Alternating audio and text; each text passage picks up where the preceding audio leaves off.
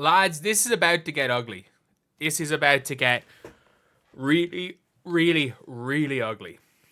And it is the whole situation between Beal, between the Suns, between the Heat, between Jimmy Butler, and what the Heat. I personally think what the Suns are doing with Jimmy Butler is as crazy as what the Heat are doing. Sorry, what Suns are doing with Beal is as crazy as what the Heat are doing with Jimmy Butler. But you know, screw Pat Riley and all that, according to some people. So it's like, when Pat Riley decides that he wants to hold his players accountable, there's an issue. But when the Phoenix Suns are literally benching their guys to try force them into accepting a no trade clause or waiving a no trade clause, then I don't know. It's going to be messy. And if you guys think that Beal should waive his no trade clause, leave a like on this video. And if you guys think he shouldn't and just hold out and go Dwight Mayer, subscribe, or maybe subscribe anyway. We're trying to hit 8,750 by the end of the day. And this is video number 5 for the day right now. But anyway, we got to talk about this. So Bradley Beal was benched last night. And in fairness, Ryan Dunn was good. If you guys don't know, even though Bradley Beal on the day was plus 14, he had 25 points and 15 shots. It might have been Bradley Beal's best game of the season. It genuinely might be one of his bigger games. But coming off the bench, the maddest thing is they benched Nurkic for Mason Plumlee, which is crazy. I mean, I get it. Miles Plumlee was okay as a center for the Suns, but Mason Plumlee, I don't know, not in today's day and age. But I really rate Ryan Dunn as a rookie. He's not rookie of the year or anything, but I'm a big fan of Ryan Dunn. I genuinely his 3-point shooting's been fine on the year. He's shooting 31% for the season. It's fine. It's fine. It's gonna get better. His defense is so good that if he is, again, a 35% 3-point shooter for his career, he'll be completely fine. But, yeah, it is...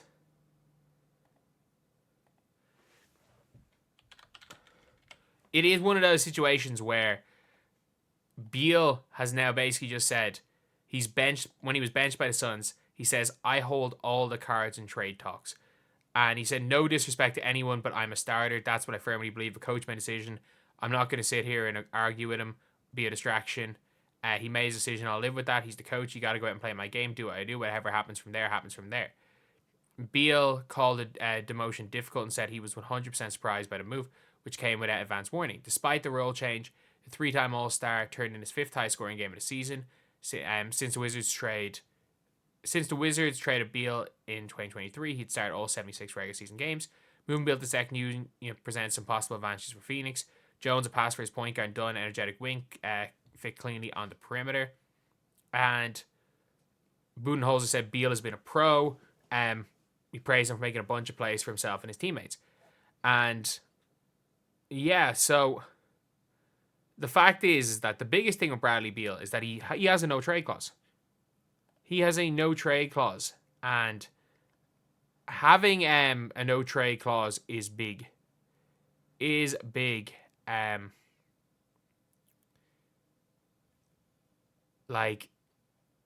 of the few players to have it, but he can really go where he wants to go. And you can see here from Brian Windhorst, moving Beal to the bench is a direct move from the Suns to displease him in hopes of waiving his no trade clause.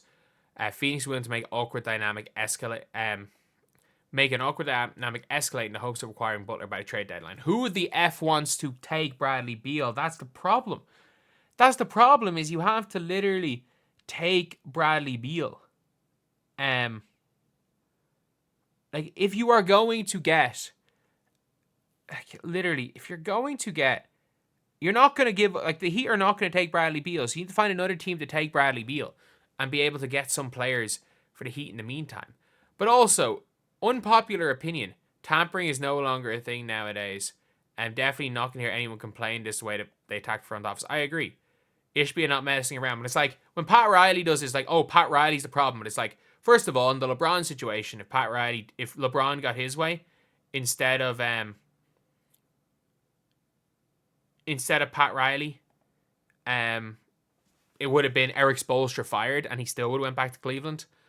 With the Dwayne Wade situation, he would have had to basically pay a max for Dwayne Wade. I still think he probably should have, specifically for Dwayne Wade. But in the Jimmy Butler situation, he would be basically signing the Paul George deal. If the reality of the situation is that it's not about bringing in players, it's about money for Jimmy Butler. And he would have signing Jimmy Butler to an extension is like giving him the Paul George Sixers deal, and Pat Riley's too smart to do that. There's no loyalty contracts for him.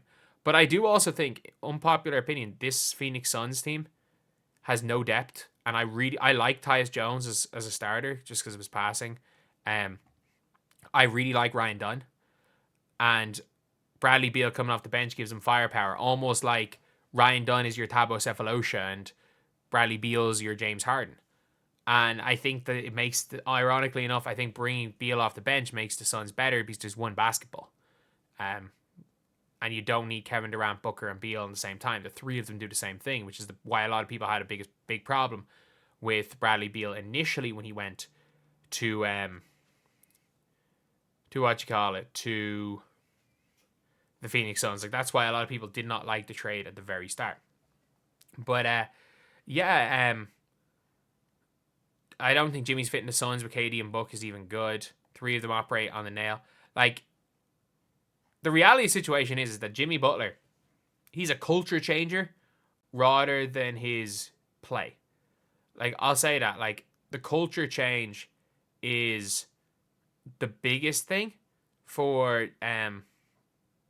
Brad doesn't deserve this. I mean, if he just didn't have a no trade clause, this would be a non-factor.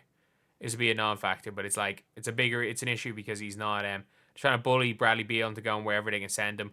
Butler and his camp are acting like he's the one with the no trade clause. I mean, the reality of the situation is that Bradley Beal is a complete negative asset. Jimmy Butler is only a slightly negative asset, which is the reality of the situation. Like, I still don't. I still, this whole situation is so messy. I mean, this situation is the messiest. It is up there with the messiest situations I've ever seen in basketball. And it's now a situation where everyone is like, it's bad on all accounts. It's all bad on all accounts. It's bad for Jimmy Butler. It looks bad for Bradley Beal, and it just looks bad for everybody. Everything we are seeing. So anyway, yeah, let me know what you guys think is gonna happen. Do you guys think Bradley Beal? Do you guys think Jimmy Butler? If either of them are in the wrong, I think the Phoenix Suns trading for a guy who had not been on a good team for years, who had a no trade clause, was just really, really dumb on their part. Honestly, but sometimes when you make dumb decisions, you should probably have to live with the consequences. Anyway, I'll see you guys.